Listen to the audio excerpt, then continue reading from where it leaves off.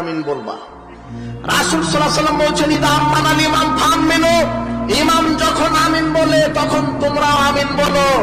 ফাইনাহু মান ওয়াফাকা তামিনুহু তামিনাল মালায়েকা গুফরা লাহু মা তাকাদ্দামা মিন যামবিহি।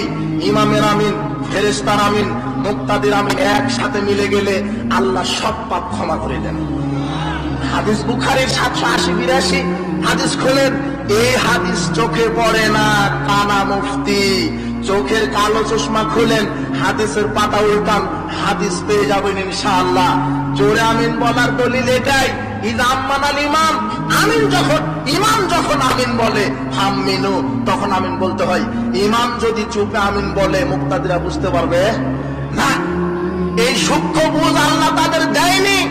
বুঝ দিবে কিভাবে? তাদের ব্রেনটা শয়তান একেবারে প্যাকেট করে দিয়েছে, ভস্ম করে দিয়েছে। আল্লাহ এদেরকে কোরআন সুন্নাহ বুঝার তৌফিক দান করুন আল্লাহুম্মা। বলছিলাম